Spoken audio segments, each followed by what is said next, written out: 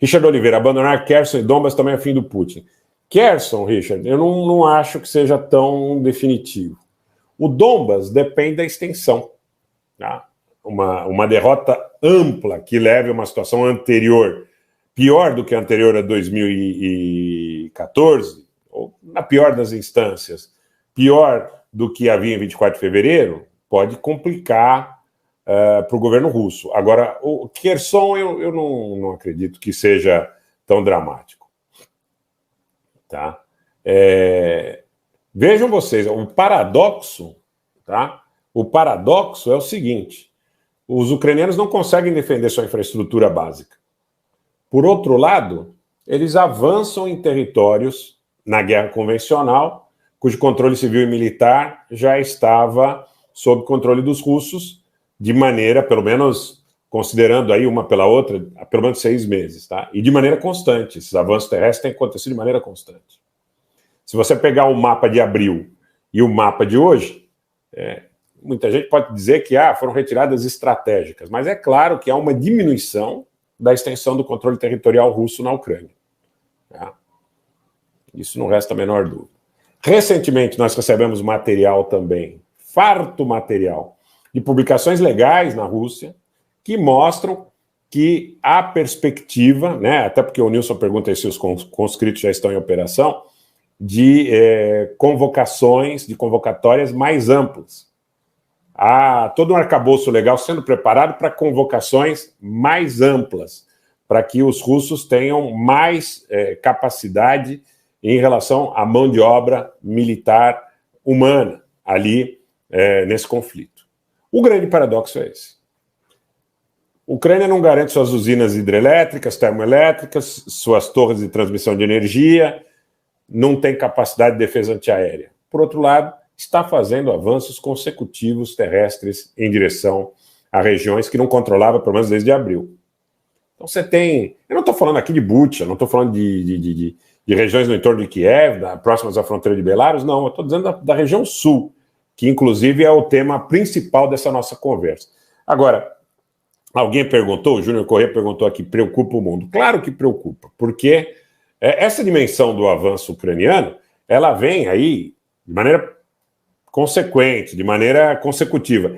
E vem quando nós observamos agora, no feriado de 15 de novembro, aqui de proclamação da República no Brasil, a notícia de que alguma situação ali atípica teria acontecido no território da Polônia, aparentemente um S-300 extraviado da defesa aérea ucraniana, eventualmente alguns cogitam uma false flag, alguma coisa nesse sentido.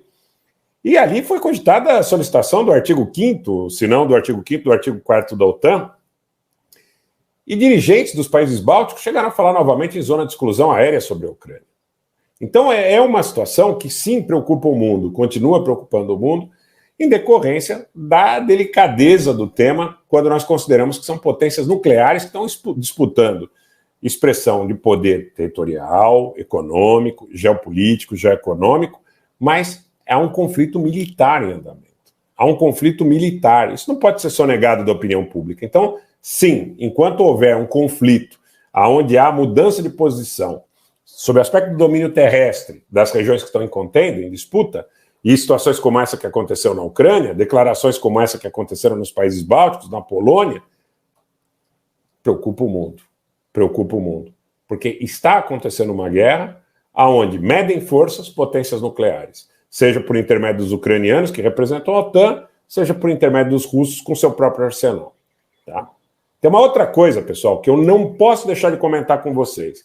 A China vai fazer de tudo, mas vai fazer de tudo mesmo para que os russos não percam esse conflito. Por quê? Porque eles sabem que se a Rússia for derrotada, o próximo passo seria tentar uma guerra de atrito, controle político, controle militar, e eu não falo aqui sobre o caso de Taiwan especificamente, da República Popular da China. A China não tem armas, exército, tecnologia militar hoje que possa ser, vamos dizer assim, definitiva na resolução desse conflito.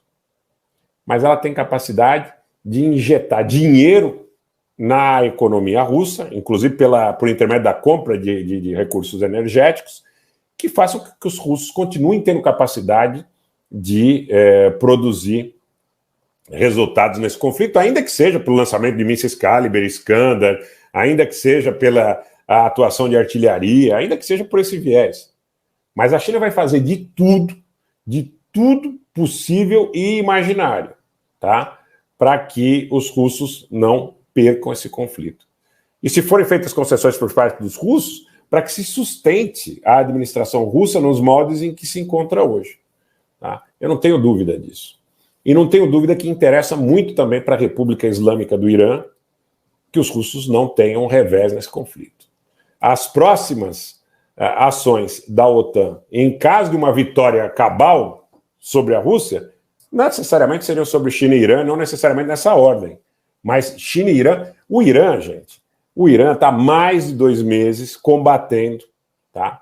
O Irã está mais de 2 meses combatendo uma revolução colorida que tem apreensão de armas da Grã-Bretanha, de Israel, dos Estados Unidos, a entrada de armas pelo Azerbaijão e em várias regiões e províncias com o estímulo a situações e demandas de caráter separatista, seja de população curda, seja de população árabe no Cuzistão iraniano, seja de população turca, turcomana, azeri, nas regiões mais próximas à fronteira com o Azerbaijão, que era parte do território iraniano até o século retrasado, ou começo do século passado.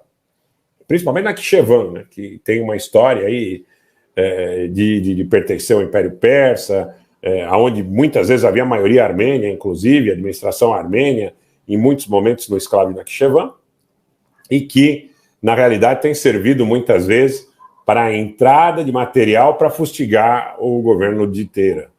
Então, aqui não se trata de fazer a defesa, tá? Não se trata de fazer a defesa do Irã, da Rússia, da China, não é nada disso. É uma constatação técnica, é uma constatação objetiva, tá? E muito próxima da realidade.